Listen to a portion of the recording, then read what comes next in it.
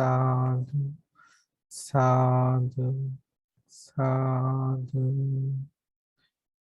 Namo tassa bhagavato arahato samma sambuddhassa. Namo tassa bhagavato arahato samma sambuddhassa. Namo tassa bhagavato arahato samma sambuddhassa. Homage to the Blessed One, the Worthy One, the Supremely Enlightened One. Sadhu, Sadhu, sadhu, sadhu. sadhu.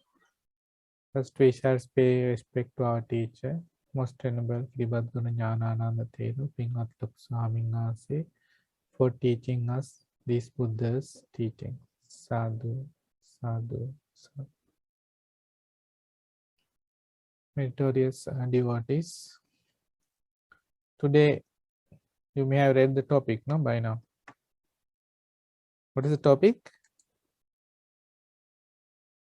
How our loved ones loved ones cause suffering. can cause us suffering. Basically, as humans, they say like all humans, we want to be happy. No, we want to be happy, and we despise sadness. No one wants to be unhappy. All of us, we pursue happiness in life. Everything we say, do, that seems to be the end goal, to be happy, to not suffer in life. So that is the basic instinct of a person. That is something we all yearn for in life.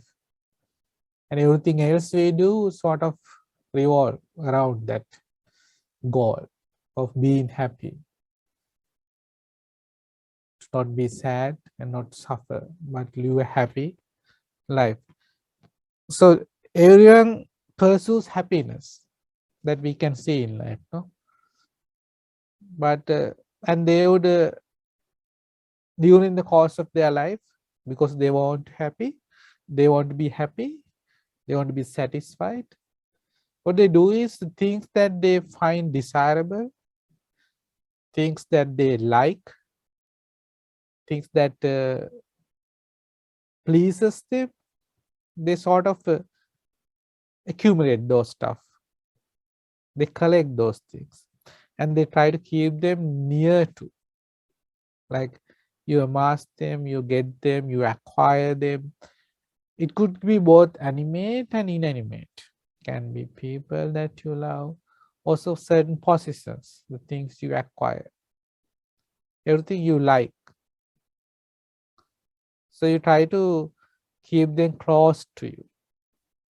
So the things that make you happy, you try to acquire them and try to keep them close to you, so that they are there to pleasure you at any time, at your will. So we do that to be happy, no? So everyone does this. But what is the reason that still people are unhappy? We see that no, people are not satisfied, and we see they're suffering in life. So there's something wrong here, no? Like if all you do is to accumulate and amass and to be closer to things that make you happy, things that are desirable to you, and still we find ourselves unhappy and sad, then you have to see with wisdom that the way we go about to find happiness is wrong. Something is amiss there, no? Something is not quite right. So that is why we find ourselves in a situation that we are not satisfied still, and time to time we find ourselves in sorrow, sadness. So there's something wrong with the whole setup and the way we go about it. So there is a reason for that, because what we try to accumulate over time in life is the things that we find desirable, basically the sensual pleasures, the 5 codes of sensual pleasures: the forms, the sounds, the taste, the tangibles, the smells, like these things, these that we find desirable, things that bring comfort and happiness. The reason we suffer, even though this is what we've been doing for quite a long time, is Buddha once said, I think to Nagita, a monk named Nagita, he said, Nagita, just as when we consume food, when we eat food, what is the final result of that? Consuming food. It end up with being excrement, no? And urine. Whatever you eat and drink, that is the final result of it. Likewise, all the things you find desirable, find pleasing, things you are attracted to, the end result of all these things, Buddha said, is they brings you not happiness, they brings you sadness, sorrow, lamentation, and despair. That is the reason why people in this world are not happy, that they suffer, that they lament, and they find unsatisfied and even depressed in some cases. Because that is the nature of the things, the sense pleasures and the things we find desirable, that they bring not happiness but unhappiness. That is the end result, because they change over time. They're subject to change, they are subject to death, they are subject to aging, they are subject to destruction. That is the nature of them. So you don't exercise any control over these things. Though you are attracted to them, though you are attached to them, you can't exercise any control. That is what we call non-self. So when you cling to such things, surely one day, as a result of that attachment you had with these things, you're bound to suffer. So that is why, that is how actually, that the loved ones in our life, the people who are close to us, the ones that we like, brings us sorrow, unhappiness, despair. So there are several sutras, we'll discuss several sutras to understand this today. One sutta that comes to mind is, I think, Piyajatika Sutta. I think you are very familiar with that sutta, no? Have you heard the sutta? Who have heard the Piyajatika Sutta? Born of Born from desirable. those who are dear from who are dear from born from, no, born of, yeah, born from those who are desirable to us, find those who are dear to us. Piyajatika. What is born? Suffering is born, no? In that sutta, Piyajatika Sutta, what happens is a certain householder loses his only son and he's in distress, and he's a businessman, I think, and he can't attend to anything after losing his son, so he's in despair and crying all the time. And it so happens he does come to the Buddha. He comes to the Buddha, and Buddha asks, you don't look good, like you seem like you're unhappy. Buddha could see straight away, just seeing his face, he is not happy. Then he said, yeah, how can I be happy? I just lost my only son. Therefore, of course, I am in despair. The Buddha said, yeah, that's how it is. I think he first asked whether you really love me. You love your son. He said, yes, I do love and desire him. The Buddha said, yeah, that is the nature. The things you love and desire, you find alluring. These things do bring you suffering. despair and sorrow. And he got upset. How can you say that? Things say that Buddha, he was not a disciple of the Buddha. He said, Gautama ascetic. How could you say that, Samana Gautama?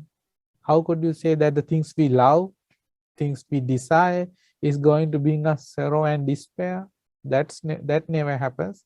So he is not ready to see the reality, because the normally people in the world, the normal understanding is the things you like and desire, those are the things that make you happy. Any person would say, no, that is why we want to be with these things. We want to acquire these things, whether they are animate or inanimate. We want to associate with these things we find likable. So he was against this idea. So he got up and left. So he was angry.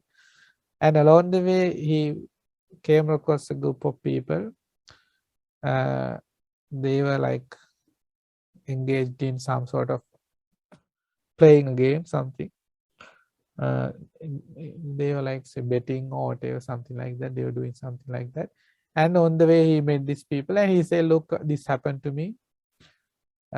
Ascetic Gautama, he said that the things we love and desire, those things brings us suffering. But I disagreed. I said, how can that be? Surely the things we love and desire, the people, they bring us happiness. So they also agreed. Yes, that's very true what you said. We agree with you. So he was even more happy that they seconded his notion of these things. So he went on saying this to all village, this happened, so happened. So this news went to the King Pasenidi Kosala, the royal household, as to the castle. So the king, when he got to know this, what he summoned his Mallika, okay, his consort, the queen Mallika, and then the king asked Mallika, Buddha has said something like this, that the things we love and desire, those things brings us unhappiness and suffering. This is wrong to say like this. He should be more careful when he says certain things, because now it's like so much commotion in the kingdom among people because of these words. So the Mallika straight away she said, if Buddha said something, it is with reason. Surely then if he said that the things we love and desire makes us suffer, then truly that is the case. So when she agreed in this way with the words of the Buddha, the king got unhappy. He said, you always agree with the Buddha, like if you are a student, like a student agreeing with the teacher, you always side with the Buddha. Likewise, he got angry. And the king like asked her to leave. Just leave. I don't want to see you anymore. So he just asked her to leave. Then Mallika left. And then what she started thinking. And she wanted to know the meaning behind what the Buddha said. This word. So she sent a messenger to the Buddha in her name and asked to pay respect on her behalf to the Buddha and asked whether the Buddha has said something like, if so, what is the meaning behind it? So this messenger, he goes to the Buddha and he questions. Introduces himself. He asks Buddha, like, what's the meaning behind it? Buddha said, that is not something difficult to understand, said the Buddha. Like in this very kingdom, don't you remember some time back, that lady, because she lost her mother, she went crying. She was in so much of pain and despair. She lost her mind and she went crying. She ran on the road. She ran to the and stayed at the crossroad, and she was like, she totally lost her mind and was crying and looking and asking, please bring me back my mother. Don't you remember that such thing happened? So he agreed, yes, Buddha, something like that happened. Then Buddha then went on to, he tells of a series of incidents that has taken place, and he said don't you remember that boy who lost his mother, that boy who lost his father, lost his sister, brother, likewise a series of incidents where people in the same kingdom that had lost their loved ones, and therefore as a result lost their mind, and in despair had been running here and there, saying that bring back my mother, bring back my father, my boyfriend, my girlfriend, my husband, my wife, likewise, because they could not come to terms with the fact that the ones that are dear to them had just like that departed. So Buddha made him remember these things. So that is why I said, Buddha said, that is why I say the things are that you love and desire truly will bring you suffering and happiness. It is because of this I said this statement. And also Buddha went on to say of an incident where he said that, don't you remember this newly wedded couple, they went to live with the wife's family, those relatives. And those relatives wanted to, they didn't like them being together. They wanted to separate them and wed her to someone else. So this couple was against this, and they thought if we can't be together in this life, then let us be together in the next life. So saying so, the husband actually beheaded the wife, and he himself killed himself, and that happened because they plan to be together in the next life if this is not possible in this life. So why did this happen? What they said, because by this along you can understand that things you love and desire brings you not happiness but suffering and despair. There is happiness, of course, in the things we desire, but it brings even more suffering. That's so this is what Buddha meant when he said the things we love and desire brings us suffering. So then the messenger took the message to Mallika, and Mallika understood, okay, this is the meaning behind this. So Mallika goes to the king Pasenadi Kosala, and said, so she want to make him understand somehow. So she was wise, and she went to the king and asked, king, dear king, my lord, do you love your daughter? I think her name was Vajiri, Vajiri, Princess Vajiri. The king said, of course I love her. So what if something bad were to happen to her? If she should die or get sick or whatever, something bad happens, and you have to part with her. So then the king said, I would not be able to bear that. I would even lose my life for that, because it is so unbearable, the pain. I might even die myself. So then Mallika said, that is what the Buddha meant when he said that the things you love and desire brings you suffering. That is the meaning behind that. Then she went on to say, do we love Vasabhakatya? Vasabhakatya was the queen's, the head queen. Okay, Agabisa. So the king again said, I love her so much that I can't part with her. I might even lose my life also, because I can't bear the pain. Likewise, then again Mallika said, that is the meaning, that the things you love and desire brings you suffering.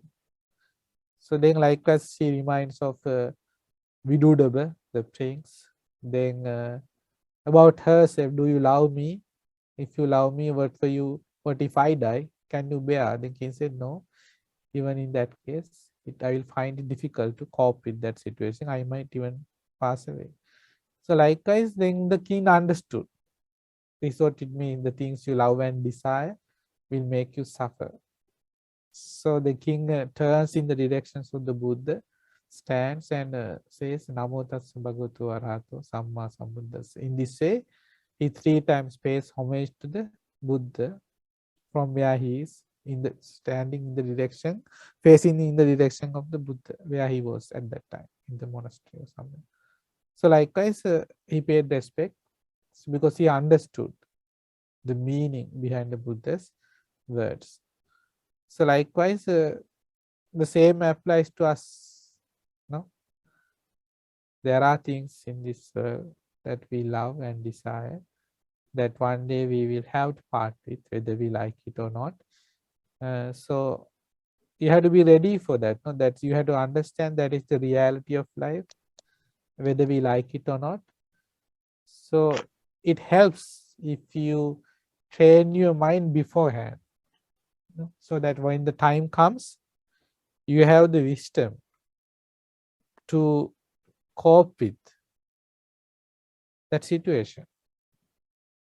So that is the difference between a noble disciple who have heard the teachings of the Buddha than the average person who have not come across the teachings of the Buddha, because they don't know how to deal with that situation, because they lack the wisdom. That this is the wisdom we come across in the teachings of the Buddha. And there's another sutta, it's called the Bhadraka Sutta. You might have heard this. Anyone? Linda? Linda has, no? So the sutta is Yes. at one time at one time Bhadraka Sutta? Yeah. Yes. I love that one. Let me see if I can find it. How it okay. So this is how it goes. At one time, the Buddha was staying in the land of the Mallas, near the Malayan town called Uruvela Kappa. Then Bhadraka, the village chief, went up to the Buddha, bowed, sat down to one side and said to him, "Please, sir, teach me the origin and cessation of suffering." So see, he is a lay person, but they wanted to learn the deep Dhamma straight away. This is the question he posed. So he's a wise person. Teach me the origin and the cessation of suffering. Then, because he is the chieftain of the village, I think, this person, so Buddha addresses him, "Chief, if I were to teach you about the origin and ending of suffering in the past, saying this is how it was in the past, okay, now if I were to teach you of the origin and the cessation of suffering, ending of suffering with regard to the past, you might think this is how it was in the past." Thinking so, you might have doubts or uncertainties about that, because it is the end of the past. If I were to teach you about the origin and ending of suffering in the future, then again, saying that this is how it will be in the future, you might have doubts or uncertainties about that as well, because it is something with regard to the future. Then therefore, rather, Chief, I will teach you about the origin and ending of suffering, the cessation of suffering, as I am sitting right here and you are sitting right there. So in the present. So you can understand and relate to it because it is something present and you would have the doubts. That was the idea there. Listen and pay close attention. I will speak. So the Buddha then says, "What do you think, Chief? Are there any people in Uruvela Kappa who, if they were executed, imprisoned, fined, or condemned, it would cause you sorrow, lamentation, pain, sadness, and distress?" So this was the question Buddha posed him. Are there certain people in this village that if something bad were to happen to them, that you feel suffering, sadness, sorrow? Then he said, "Yes, there are, sir." Then Buddha says, "But are there any people here in Uruvela Kappa who, if they were executed, imprisoned, fined, or condemned, it would not cause you sorrow, lamentation, pain, and sadness?" Then he said, "Yes, there are such people as well in the same village." So then Buddha asked him the question, "What's the cause, Chief? What's the reason why, if this was to happen to some people, it could cause you sorrow, while if it happens to others, it does not?" So what is the reason for that? Even in our case, when we read in the newspapers, here in the news, we'll hear about people who have lost, who are in distress, who lost their lives, maybe their houses because of certain disasters, and we feel different, with regard to some people, we feel indifferent. It's just a news, it's just a number, it's just another death. no, even with the COVID. But then if it is a person that is close to you, a relative, then you feel different, no? So that was the question posed. Why is that, the Buddha, that this, why is this discrepancy? Why is the difference in the way you feel? So what do you think is the reason? What is the cause? The chief, he was Baddhaka, no? Baddhaka was wise. And he answers, the people regarding to whom this would give rise to sorrow are those I desire and love. The people regarding whom this should not give rise to sorrow are those I don't desire and love. In Pali we say Chanda Raga. So lustful desire, who you have certain craving and attachment, then because that is the reason, no, cause of suffering is craving, attachment. Therefore, then there will be sadness when something happens to them, the people who you love and desire. So then Buddha goes on to say, with this present phenomenon that is seen, known, immediate, attained and fathomed, you may infer to the past and future. So the same concept, not a concept, the same reality, this law, you have to apply it to the past and future and think all the suffering that arose in the past was rooted and sourced in desire. For desire is the root of suffering. All the suffering that will arise in the future will be rooted and sourced in desire. For desire is the root of suffering. So the same applies to our lives as well. If we have suffered in the past, the reason is the attachment, the craving, the desire we had, and the love we had for certain things. Even if it is in the future, if we are going to suffer, it would be because of craving, the desire. So then, so it's very profound, no? That then that if when there are times when you suffer, we are not happy, you sad, you feel sad, then what is the reason? It is a time for you to see the noble truths that you suffer because of craving, the desire. So then when you know the reason, then just knowing the reason doesn't like you can't just give up craving, no? Give up the desire. That is why then you should practice the path, no? The path leading to the cessation of suffering. Cessation is suffering that is realized by eradicating craving. So then you have a strong desire to practice the spiritual path shown by the Buddha. So if you are a person who always see this truth of life in your day-to-day life, when you come across this, because you get aversion, you get unhappy, then you, if you understand this is the suffering that the Buddha has taught in the teachings, and he has also showed us the cause as craving and that it can be eradicated, and the way to do is to practice the normal path. Likewise, you are always contemplating on the Four Noble Truths, and that will help you to develop your wisdom and also progress in your spiritual journey.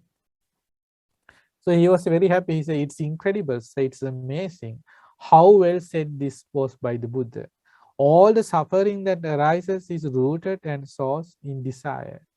For desire is the root of suffering. Then he himself says, I have a boy called Chiravasi, his son, who resides in a house away from here. I rise early and send someone saying, go my man and check on my boy Chiravasi. Until they get back, I worry. I hope nothing wrong with Chiravasi. Nothing's wrong with Chiravasi. So he sends a messenger to get news of his son. And if the messenger is late and he's unhappy, like he's worried that something bad might have happened to Chiravasi, you know. If you are parents, you may have experience this. No, when your children leave your house until they come, if they're late in coming, you feel that. You worry if something have happened. Why is the reason for that? Why? The attachment we have. No, the love and desire we have. So that makes us sad and worry. What do you think, Chief? If Chiravasi was executed, imprisoned, fined, or condemned, would that cause you sorrow and unhappiness, distress? Then he says, yes, of course. How could it not, sir? How could it not make me unhappy? This too is the way to understand. Buddha says, all the suffering that arises is rooted and sourced in desire. For desire is the root of suffering. Then Buddha asks, what do you think, Chief, before you'd seen or heard of Chiravasi's mother? Did you have any desire or love or fondness for her? No, sir. So you can also think of your husband or your wife. No? Before you heard or see him or her, did you have any desire or love, fondness for her? No. It is only after, no? Then was it because you saw or heard of her that you had desire or love or fondness for her? Yes, says Bhadraka. What do you think, Chief, if Chiravasi's mother was to executed, imprisoned, fined, or condemned, would it cause you sorrow or suffering? How could it not, sir? So Buddha said, this too is a way to understand all the suffering that arises is rooted and sourced in desire. For desire is the root of suffering. So that is also a sutta that helps us to understand, no, how the loved ones or the things we desire, basically, generally, that brings you suffering because that is the Four Noble Truth, no? The cause of suffering, Buddha pointed us out, is craving. And when we somehow in life part with our loved ones, then even temporary, that brings us happiness and sadness. And what if we were to lose them totally, if they die? Then people find it difficult to bear that pain, and for some, their whole life changes. If parents were to lose their only child, or even one child, their whole life changed. And they live all their life with regret and despair, mourning over that loss, because they don't understand this reality in life, because for them it's unfathomable, because they have not come across the teachings of the Buddha. And there's this very beautiful sutta. It's Soka Salharana Sutta. This is from the Anguttara Nikaya, the Book of the Fives. Something that you should read again and again, I think. Memorize even. Soka Salharana Sutta. The meaning is Soka Salharana. So it means like extraction of the dart of sorrow. Okay? How to extract the dart of sorrow. So on one occasion, the Venerable Narada Venerable Narada is an Arhat, was dwelling at Pataliputta at the Cox Park. Now on that occasion, King Munda's wife, Queen Bhadda, who had been dear and beloved to him, had died. So the king's wife, Bhadda, the queen, had passed away. Since her death, he did not bathe, anoint himself, eat his meals, or undertake his work because of the loss. Day and night he remained brooding over Queen Bhadda's body. Then King Munda addressed his treasurer. Treasurer's name is Piyaka. Well then, friend Piyaka, immerse Queen Bhadda's body in an iron vat, filled with oil, and enclosed it in another iron vat, so that we can see Queen Bhadda's body still longer. Okay. So the king wanted to preserve the dead body like a mummy, no? So that like the king didn't want to part with the queen. At least I can see her body. So then Piyaka, of course, agrees to the king's summons. Yes, sire. Saying so, then he immersed King Bhadra's body in an iron vat filled with oil and enclosed it in another iron vat. Then it occurred to the treasurer, Piyaka, King Munda's wife, Queen Bhadra, has died, and she was dear and beloved to him. Since her death, he does not bathe, anoint himself, eat his meals, or undertake his work. Day and night he remains brooding over the king's body.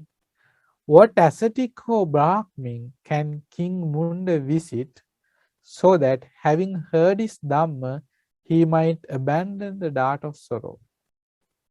If there's a certain ascetic or Brahmin that is able to rid the king from this sadness, this sorrow, this pain that he was feeling.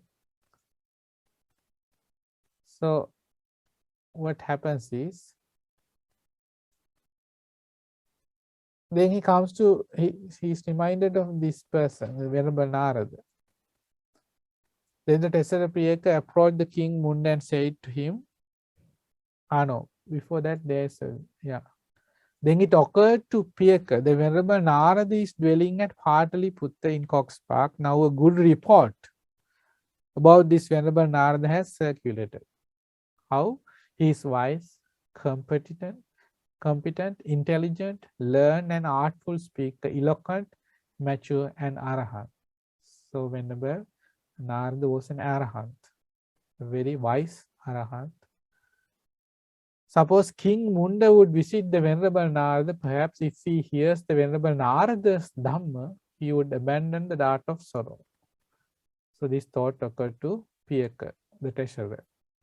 So then he approaches the king and tells that I know this Venerable Arahant, the Narada Thero, very wise, well versed in the teachings of the Buddha, an eloquent teacher of the Dhamma.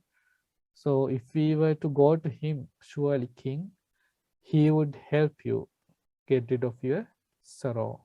You can then overcome this sadness. So then king agrees. Okay. Then king agrees and tells him, okay, prepare the vehicle so we can go there. First he asked to go approach and ask him permission that whether we can meet. So he goes and takes permission and relays the message to king and they leave. Okay. Then the treasurer Piyaka rose from his seat, paid homage to Venerable Narada and came to the king and told him, okay, we have consent. So the king said, well then friend Piyaka, get the finest carriage harnessed. So they prepared the carriage and then King Munda mounted on a fine carriage and along with the other carriages, he set out in full royal splendor for the Cox Park to see the Venerable Narada. He went by carriage as far as the ground was suitable for a carriage and then dismounted from his carriage and entered the park on foot. He approached the Venerable Narada, paid homage to him and sat down to one side. The Venerable Narada then said to him, Great King, there are these 5 situations that are unobtainable by an ascetic or a Brahmin, by a Deva, Mara or Brahma, or by anyone in the world. So these 5, even if you wanted to, you can't have. It's impossible. Not even a Deva, a Brahma, Mara or any other ascetic or Brahmin. They can't have this. What 5? May what is subject to old age not grow old. That situation you can't have because it is the nature of those things that are subject to aging. They will age. You cannot have it otherwise.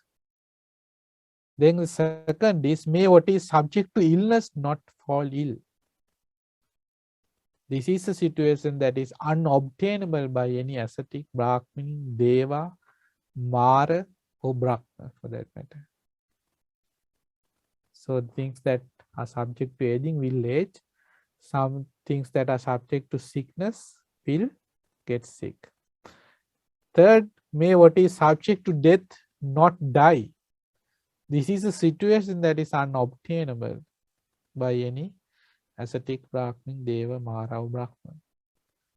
Fourth, may what is subject to destruction not be destroyed. This is a situation that is unobtainable by anyone in this world. Fifth, may what is subject to loss not be lost. This is also something you cannot have. Definitely, these things is unobtainable. So there is something we have to like contemplate upon and come to terms with these facts, that the things that age will surely age. Things that are subject to sickness will surely fall sick. Things that are subject to death will surely die. And things that are subject to destruction will surely be destroyed. And things that are subject to loss, you will lose them. That is their nature. So with wisdom, we have to understand this so that we can come to terms with these factors. So when these was said, these things, so normally a person, if you can't get over something, a loss, whatever kind of loss, it is because we have not trained ourselves to think in this way. That these things, these are the nature, the true nature of these things, and therefore they age, they die, or they sickness, they fall sick. So you have to try to understand this with wisdom.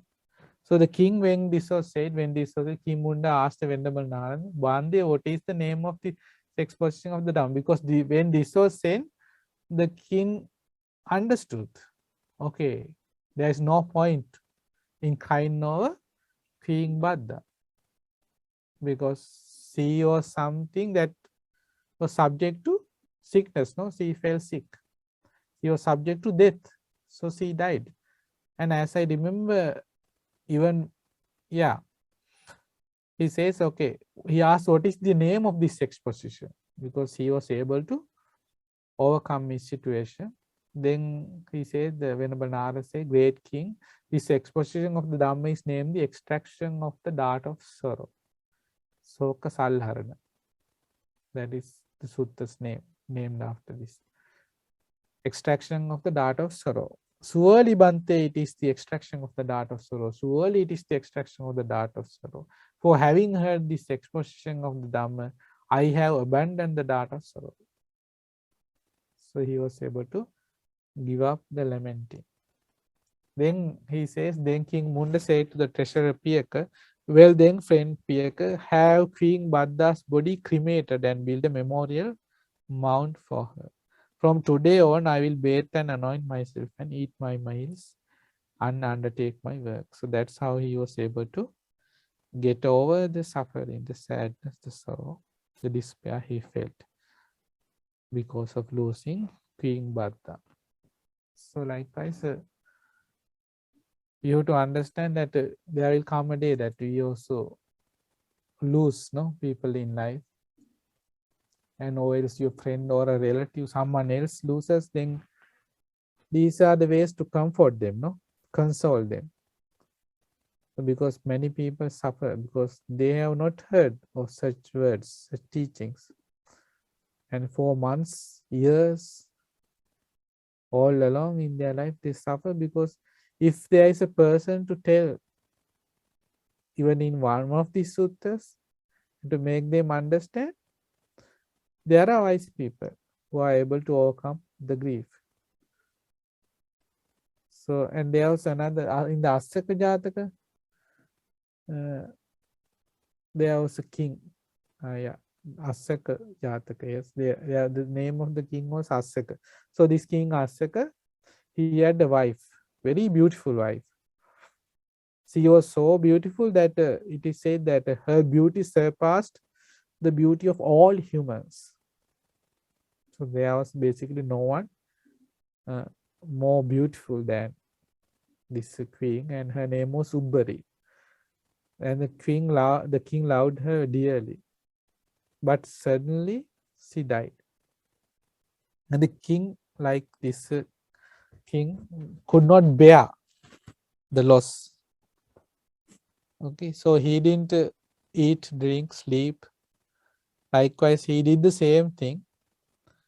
He wanted to preserve the body, and he kept weeping and brooding over the loss. And he didn't do the duties of a king. So, and as time passed, it so happened the Bodhisattva in that life was an ascetic in the Himalayas, and he comes to the royal park, the king's royal park, and a young man was going to the park, and he sees the ascetic, and he goes to him and tells of the state of the king. Then the ascetic says, okay, I can help him. I even know where the Ubbari, Queen Ubbari, where she was reborn. That also I know. I can help therefore. So then he takes the message to the king, and the king is very happy, and he leaves then and there and comes to the ascetic in the royal park and asks, I want to know where my beloved queen Ubbari has reborn. And the ascetic says, not far away, it's in the same park. Now she is a dung beetle. He has been reborn as a dung beetle. So the king doesn't believe. He said, I am not going to believe those words. She lived the royal life, and she was the most beautiful person I have ever seen. How come that she has been reborn now a dung beetle? As an I'm not going to believe your words. Then the ascetic says, no, the reason for that is, of course, she was beautiful, but she was infatuated by her beauty, and she did not accrue any other merits. She did not respect others, and she lived a life where over time all the merits she had, they diminished, and because she didn't have accumulated new merits, as a result she was born there. Now she is a dung beetle. It's okay that you do not believe me, king, but I can actually make you believe. May I call them here? So the king says, okay, bring them here.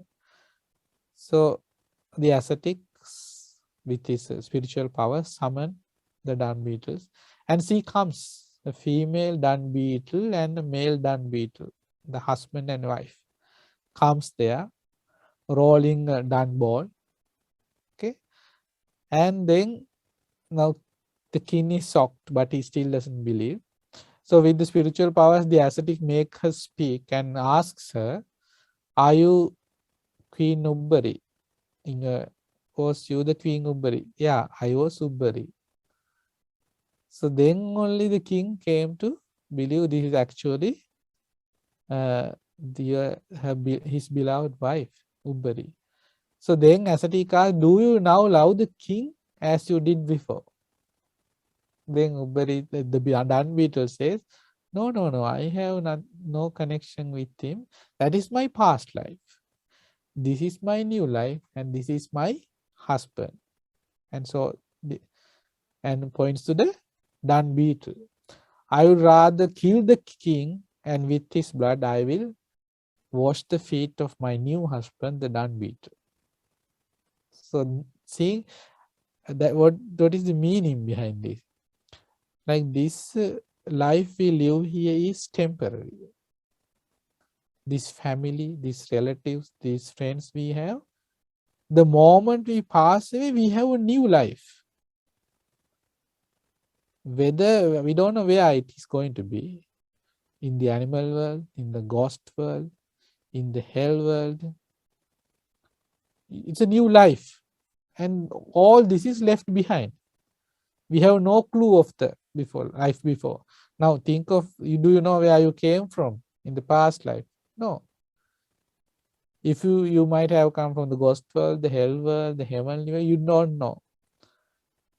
Even if you had come, say, really from a human world, if that is the case, you don't remember your parents, the life you had in the previous life. So this is temporary. This world, whole world, this life is, you temporarily get together and you depart. You part. You again get together and part. And once you pass on, it's a new life. The moment you close your eyes in this life, when you reopen, you don't know where. You can have eyes of a dung beetle, a snake, a ghost, a being in the hell, or a deva or brahma. We don't know. That is the danger.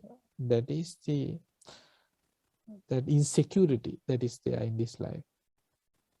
So in this case, now there is no attachment law. The king is still suffering, no, because of the love.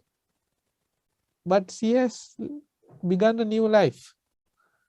So it's the same. When you lose a loved one, you are crying for him. That person is in another life. Can he or she hear your cries, your sorrow, feel your sadness? No. So there is no point in brooding over that person, that incident, that because it's not there. So likewise, we have to see this, no? Understand the reality of life. And see in this Jataka, this Ubbari, this Danbita says a very nice thing. Some verses are there. She says, from the present happiness overcomes the past happiness. Present happiness overruns or overwhelms the past happiness, because she, as a queen, she loved the king, and the same park they were together, they enjoyed the sensual pleasures, but that is of the past. What she is experiencing now with the dung beetle, that is the sensual pleasures that she is interested. So that has sort of overwhelmed, overrun what she experienced in the past.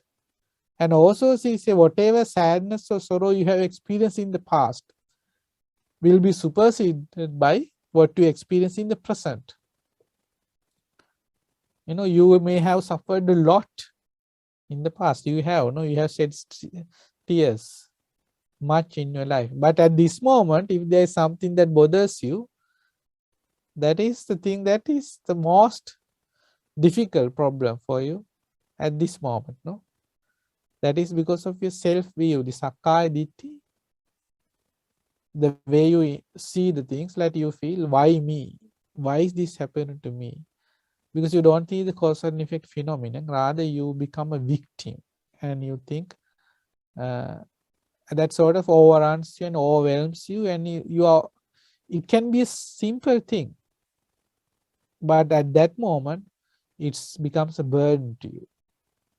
Whatever things you may have experienced in the past is superseded by this moment, whatever sadness, aversion, sorrow you experience. It can be a simple headache, but at that moment, that is the thing that bothers you the most. That is the nature. Likewise, she tells these verses. And then the king understands there is no point of crying over the lost queen. So he buries the body and returns to the normal life as a king, attend to the duties of the king. So that is Asaka Jataka.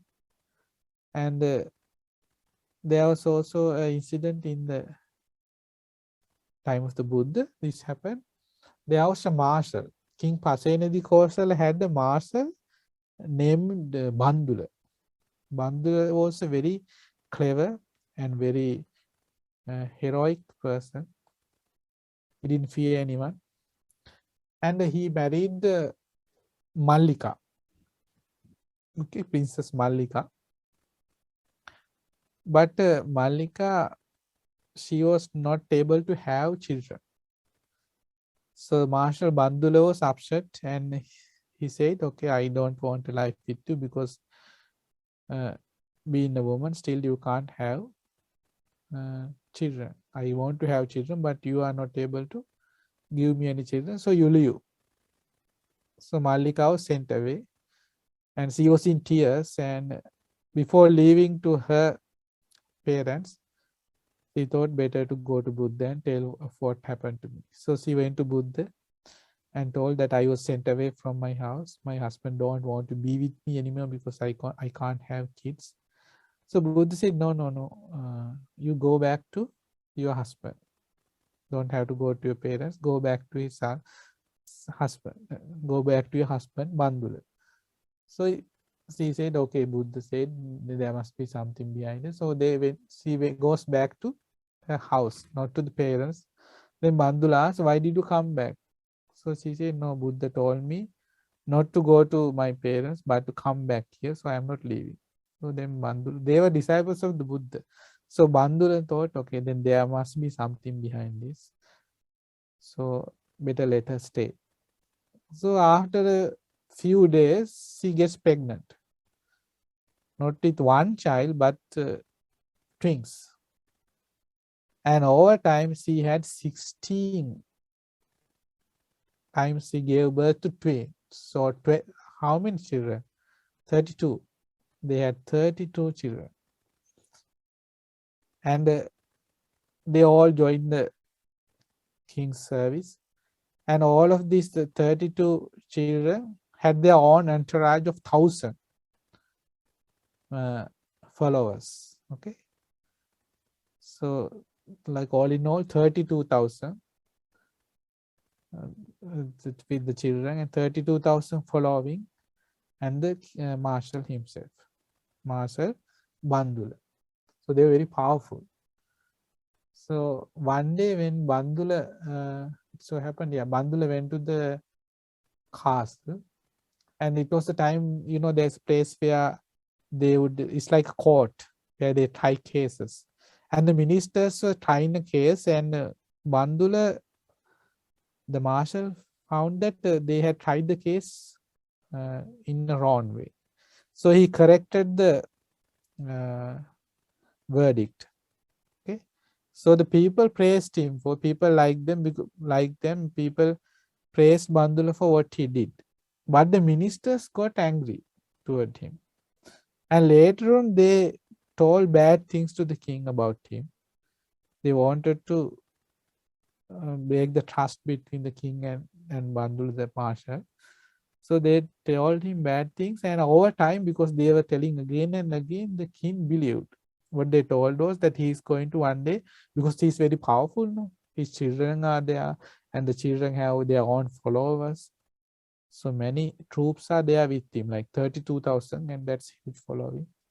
So they are trying to kill you and take the kingdom. So the king believed them over time. And the king thought, okay, I can't do any harm to him here in the kingdom because people love him. So I should send them away from the kingdom and try to kill them when they are far away from the place. So he summons Bandula and tells him, okay, Bandula, there is a coup in some thieves are there. They are robbing the villages far away. So go there and settle that situation. Capture them. So Bandula leaves with himself and his 32 children, young men, and the 1,000, all of them, they leave. Okay, they leave for that to those faraway villages. And then he sends some giants. There are giants at that time in troops. So he summons his giants and tell me they are going to that place. On the way, when they come back, kill them. So all of them were killed. Not a single life was spared. Okay, so it's quite like, it's not easy to kill Bandula, because Bandula was there is an incident of him that when before this happened, before they had these 32 children, when she got pregnant, when women get pregnant, they get certain desires, no? Certain desires, they want to eat certain things, do things. And the desire that Mallika got was, she wanted to bathe in the, when a king is anointed, they go to a special place to bathe. the pond. So this is a very sacred place, sacred ground, and there's heavy guard. So the desire for her was to bathe in another kingdom. Mahali kings, the Lichavi kingdom, she wanted to bathe in that special pond in that kingdom. So because he was brave, Bandula, he goes there because it is another kingdom. But somehow he takes the wife over there, and there are troops there. He kills them, and he enters the pond, and they bathe there, and they leave. And then they leave, they get to know, and they are followed by 500 chariots. The Lichavi princess, they follow them to kill them, these two. And when they are following, then Mallika say, oh, they are coming to kill us, do something. So he says, Bandula said, okay, when they are in a straight line, tell me. Okay, when all the carriages are in a straight line, tell me. So Mallika says, okay, now they are in a straight line. So they are coming behind them, following them in a straight line. So then he takes a bow, and with that arrow, he strikes them. He sends an arrow. So that arrow crosses all the 32 horsemen, all the princes that are following, 32, 500.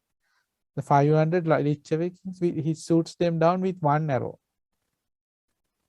Okay. So they don't know still that the arrow has gone through the west. So then he stopped the carriage. So the 500 Lichavins approached, and he said, why did you, they asked him, why did you do this? Why did you come and bathe in our king's, the royal pond? So then he says, Bandula says, I have nothing to talk with the people who are dead. So they say, we are not dead, we are alive. So he said, okay, then remove the jacket, there's armor, remove the armor of the one furthest away, like the 500 carriage.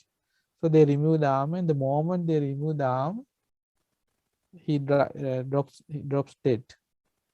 Because the armor is there, though the heart is, I think, because it's pierced, still it's held together. But when you remove the armor, they die. Then he said, now go to your families, talk to them, and do your final biddings, and remove your arm. You are all dead. So likewise, he was a very powerful person, very known for his heroism and bravery. So anyway, he was murdered by the king over this, because the ministers told bad things of him to the king. So then what happened? At that moment, Mallika was given dana to Venerable Arhan Sariputta and the Sangha of monks. The moment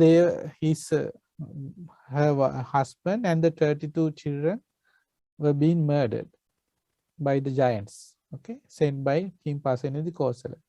So when she was offering the dana, accidentally by a servant dropped a vessel that was being offered, and it broke. Then Venerable Arhan Sariputta said, look, that is the nature of things that break. They are subject to breaking. So it broke, don't think anything of that. Then she said, no, I don't mind, Venerable Arhan Sariputta. I just got the message. So she was given a message from a servant, a chit. So she showed the chit to Arhan Sariputta. Look, I just lost my husband and my 32 beloved children. I know that things that are subject to destruction, subject to death, they do end up in that way. They do die. They do get destroyed. So she had that understanding. To imagine to have lost husband and your 32 beloved children at the same time. How did they cope? Because she was a stream-entered, a Sotapanna disciple. She had that understanding that the things we love and desire, one day we have to give them up. So likewise, that is how the disciples of the Buddha at that time were able to think according to the teachings of the Buddha and cope with the situations they came across in life. And also the other thing was at that moment, then the 32 children of hers had their wives. No, the wives were also there at the alms giving ceremony, and they were not a stream entrance. They all began to wail and weep for their loss. Then Mallika said, "Do not get upset, and do not also get angry with the king. The king did this because he was not aware of the truth. So don't you ever harbor any ill will, thoughts of ill will towards the king." So the king at that moment had his henchmen also in the alms giving ceremony to see how they react to this situation. So they took the message and said they don't harbor any anger towards you. Surely they love you. They don't mean any harm to you. It seems you have made a mistake. So when the king came to know that he had made a mistake, he was in so much distraught and despair and regret and remorse that he could not get over this. From that moment onward, there was a decline in the king Pasenadi Kosala's life, and he died in the servant's arm, and he lost his kingdom as well. It was taken from him. So he died a very sad death because he had much regret in the final days of his life because of this incident. So anyway, so the disciples of the Buddha in this way were able to cope with their losses, because death can come to you in any way, at any moment. You never know how it would come to you, because there are many causes of the death. Once in the Milinda Panya, there are some very nice nice Dhamma facts about untimely death. I'll translate it in Sinhala. So I will translate it to this is very beautiful. This Milinda Panya is a conversation between Arahant Nagasena and King Milinda. So King Milinda asks certain questions to which Arahant Nagasena answers. So one of the questions, there are many questions, and one is the question about untimely death. So here the king asked Arahant Nagasena, these beings, when they die, do they all live out their full lifespan, or do some die an untimely death? This was the question. So then Arahant Nagasena answers, king, there are certain deaths that are untimely, and there are certain deaths that in that case where the whole lifespan is expended. They live out the full lifespan and they die. And also there are the untimely death. Then the king asks, who are the ones who live out their full lifespan, and what are the cases when there are untimely death? Who are the ones who die untimely, and who are the ones who live out the full lifespan? Then he gives a simile, Arahant Nagasena. King, have you seen like mango trees? And in mango trees, there are mango trees or any other trees that bear fruit. So from these trees, there fall fruit. So is it only, king, is it only the ripened fruits that fall from the trees? And what about the fruits that are not ripened? Both kind of fruit fall on, we see, no? Both the ripened and the unripened fall from trees. So the king said, yes, both types of fruit falls. So then Arahant Nagasena asks, okay, king, so you say the ripened and unripened both fall. So from these fruits that fall, do all fruits have they lived all their life, or is it timely or untimely? They are falling. Okay, have they live out the full lives of the fruit, or is it they fall before the lifetime is over? So then the king says, Venerable Arhan Nagasena, some of these fruit they ripen, and they then after ripen what they get spoiled, no? They ripen and they are all spoiled and then fall. That's what happens to some fruit. That means it's like living out the full lifespan of the fruit. It's a flower, then it grows, it becomes a small fruit, and it grows and it ripens, and then it spoils and it falls. That is like living out the full lifespan of the fruit. And the remaining fruit, what happens is some insects may eat and sting it. So therefore, it gets spoiled, no, and they fall. And some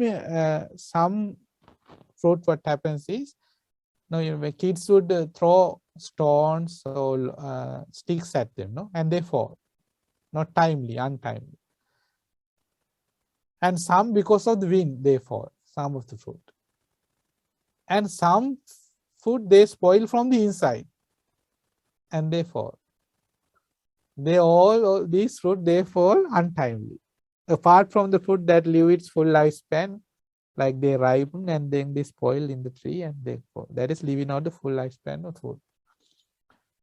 Then Arhat Nagasena says, great king, in the same way, if a certain person gradually ages and lives out the full lifespan and dies, lives for 100, 120, like live out the full lifespan, that is a timely death, because he has lived to the fullest extent his life. The rest, the rest die because of karma vipaka, because of karma, or they die because of walking too much, or they die because of overwork. The rest, okay, because of karma vipaka, because of walking too much, or the things they do, they overwork, or they likewise those things. That is what's mentioned here. Then the king says, Arhan Nagasena, he says, it doesn't matter whether if a person dies from karma vipaka, or because he has walked too much, or the things he have done excessively, overworking, or because he has grown old. I say they are all timely deaths. So he doesn't, he say, whatever way they die, it's timely death, he says, the king says. And he goes on to say, the king says, if a person dies in the mother's womb, that is his timely death. If a person dies when he is given birth by the mother, it's also timely death. If a person dies in a month, that's also timely death. If a person dies in 100 years, that's also timely death. Likewise, he doesn't agree. So he says his idea. And therefore, he says, therefore, Arhan Nagasena, there is no such thing as untimely death. If a person dies in a certain time, that is his timely death, he says. Then Arhan Nagasena says, no, it is like, king, there are 7 types of people that even though they have more lifespan to live out, they have lifespan, they have time to live, but they will die untimely. There are 7 cases where people, though they have more lifespan to live out in this life, they die beforehand. Who are they? He says, great king,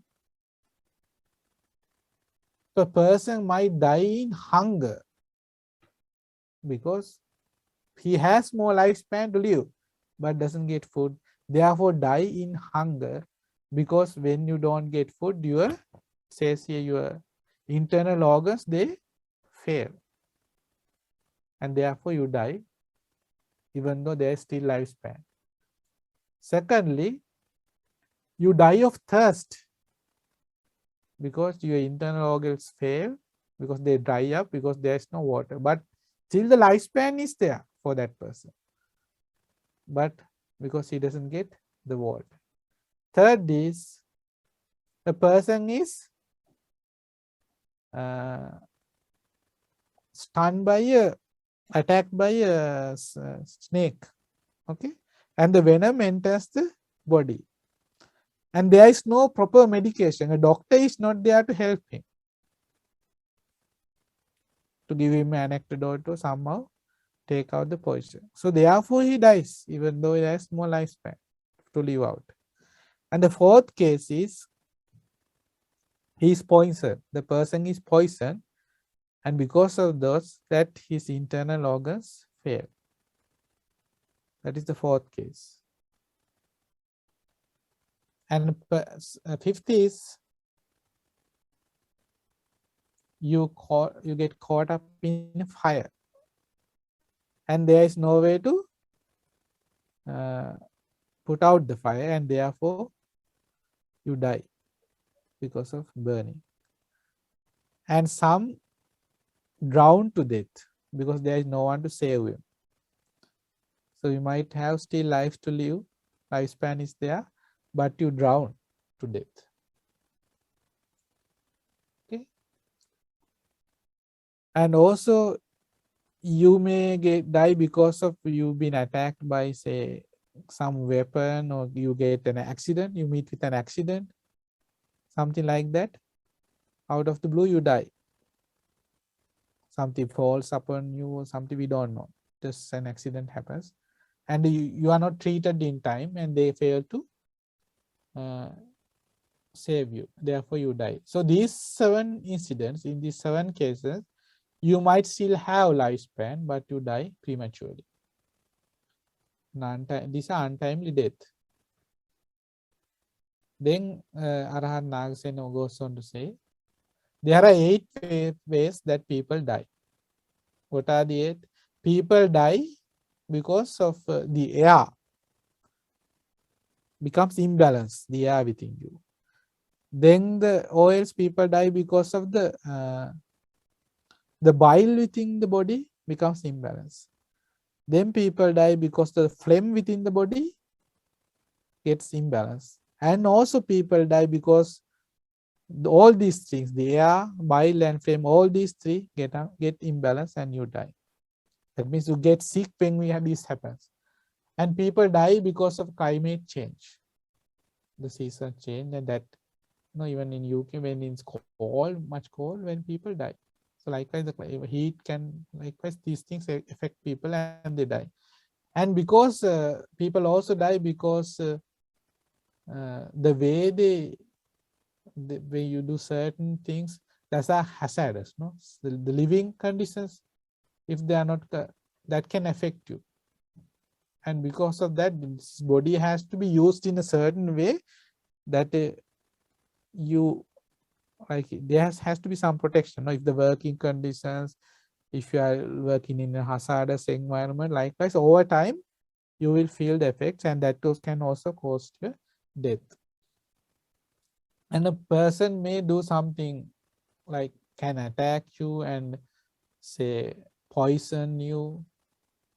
Something else can be done to take your life. So that is another way you can die.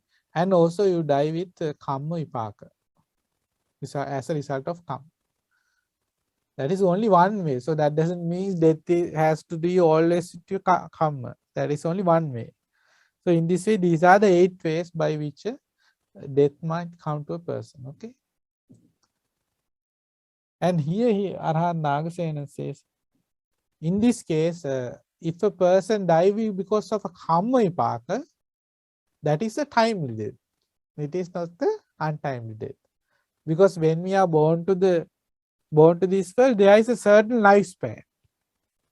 Because our life is, Buddha said, this birth of ours is a resultant of our past karma.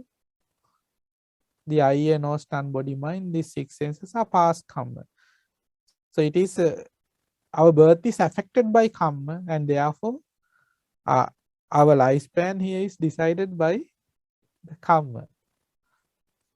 So if a person die, there is a certain effect by the karma. So if you die because of a karma vipaka, as a result of a karma, that is a timely death. It is not an untimely death. Okay?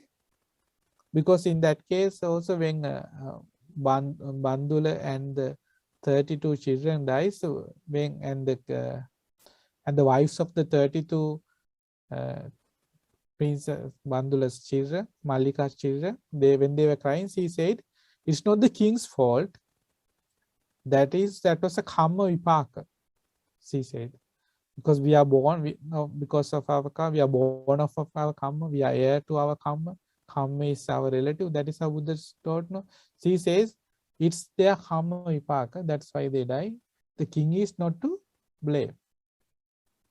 So it was a timely death in their case, because it was a karma vipaka.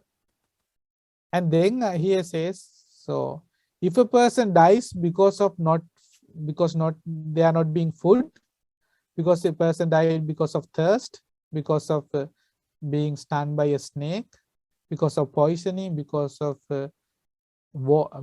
drowning, because of fire, or because of attack by weapons or accident, they are also karma vipaka is timely. All else is untimely deaths. And also if a person dies because of imbalance of air, phlegm, and bile, all three of them, or because they have used their body in a way that is intolerable, or if they die because of some other way, like if a certain person attacks you, makes something to kill you, to take your life, they are all categorized as first untimely death. Okay, they are untimely death. Apart from karma vipaka, the others become untimely deaths. And then here it says, now to understand how karma affects you, a person's death. Here Arahant Nagasena said, great king, if in your sansara, if some beings have, say, killed, if in sansara you have killed certain people by starving them. We don't know what we have done in sansara. It could have, if the case is that you have starved people to death in this life. It first says here,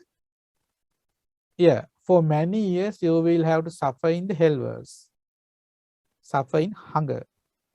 And once you are, and you will also die in way of starvation, because you have done the same in the sansara. You have starved to death, starved people to death. Likewise, you in many lives in sansara, you will starve to death. And when you are born as a human, you will starve to death as in your early years of your life, in your middle years of life, or in the final year. That is how your life will be decided. And if a certain person has deprived people of water, and in that way caused a person to die because of thirst, what happens is, for many hundreds of thousands of years, you will be born in the ghost world, and there are certain group of certain types of ghost, what we call Nijama Thannika. There's a huge body, but they have a very small mouth, like a needle point. The Nijama Thannika. And they have a huge thirst, but they can't drink to quench that thirst, because they have a very small mouth, like a point of a needle. So they suffer a lot because they can't quench their thirst, and therefore they die in thirst. And even if when they are born in the human world, in their early years of their life, in the younger years, or in the middle age, or when they are old, they die in thirst without water. And also, if a certain person in past lives have killed people, like through snake bite, okay, you make people die, you put snakes, make snake bite them and kill them in that way. So certain people, they are born in animal world, and they will be eaten by snakes. Fight. That's what happens to them. They will be the prey of snakes. And when they are born in the human world, they will die because of snake bites in their early years, in the middle life, or in the final days of their life. So likewise, because of the past karma, you die. And if you have poisoned people in the past, also you will be poisoned in this life, and that will cause your death. And if you have killed people by burning them to death, you will burn in the hell worlds for many years. And when you are born in the human world, you will burn to death. And in the past lives, if you have drowned people and in that way kill people, when drowned people, this like the whole body becomes very, what do you call it? It's a ghastly sight, no? When people are drowned to death, the features, they become so very ugly, no? Ugly, and it's not a good sight to see. So likewise, in this way, and the mind also get very muddled. It says when you die, when you are drowned to death. So in this way, your death will be with a muddled mind, and your features will not look good. Likewise, so much of suffering is there. And when you die, when you are born as a human, again you will die because of drowning. That is also how karma affects your life and your death. And if you have in past lives, say, beheaded people or attacked people with weapons and caused death, then you will be born in animal world like goats, as cows, as cocks, because they are killed by beheading, no? Cut by weapons. So you will be born as such animals and die in the same way. Similar death you will have. And when you are born among humans, again you will be bludgeoned to death with such a weapon. Okay, that's how it happens. So we don't know what we have done in the past. So when the time comes, if that is the case, then the situation is there, the karma bears fruit.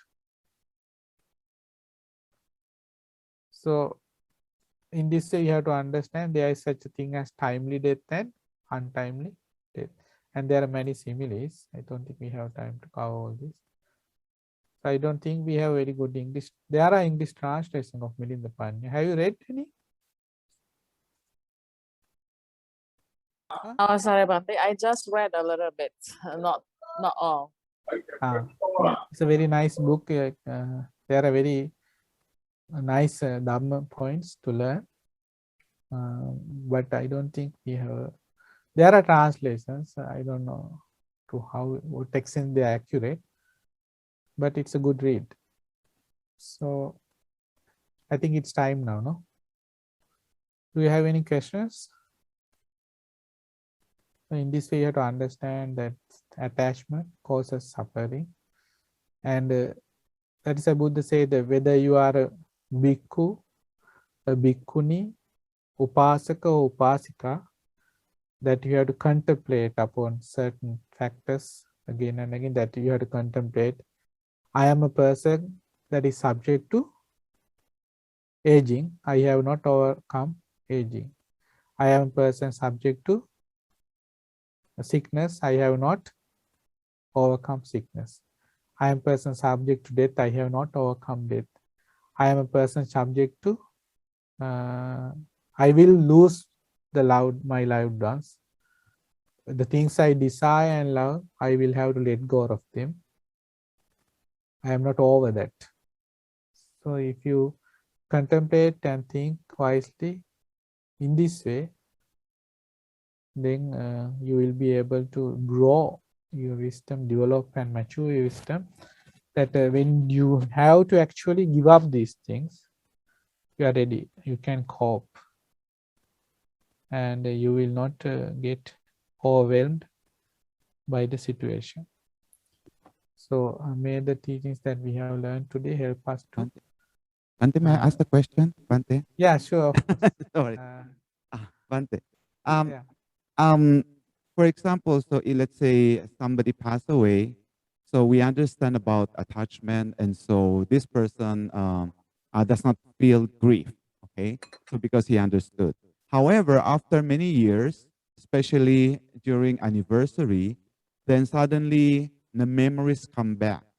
So are memories expression of attachment? Say, for example, he thinks of the past, the relationship of the mother who passed away, and then because of that, he cries. So our memories is still attachment. Yeah, it is attachment. No, memories like if you can be reminded. That is the reason is that certain things are reminded is because at that moment that experience is something like if when we experience things like for an arahant, you see or hear something, it just happened and it's there, like it's thing of the past. You don't dwell upon it. And in our case, like if we are constantly reminded of certain thing, then for a person, it can be in 2 words, like you just remembers and it doesn't affect you in a way. But if you feel the same sadness, the sorrow, and if the experience is very, it's like, if it is like you lost him yesterday, like if you feel that strongly, that means there is much craving still. So you have to understand how it is, like how strong that feeling is. It can be just, okay, from time to time you will be remembered, but that wouldn't cause you much harm. It depends on the degree of the attachment, no? And like just in some cases, like just being reminded of that incident and it is like it comes as a shock and it depresses you, then that means that attachment is there in a way that is going to harm you. But just a fleeting memories, like it's not something that you should worry a lot, because it comes to you because you are still, we have not read ourselves of the 5 months. The craving is there. Like if you're reminded from time to time, like that's not a huge matter. That's something you should worry over. It's about the feelings you experience, how strong they are. So you have to think of it. Okay. Of course, there's attachment. It is because attachment that you are reminded of these things over and over again. Thank you, Bante.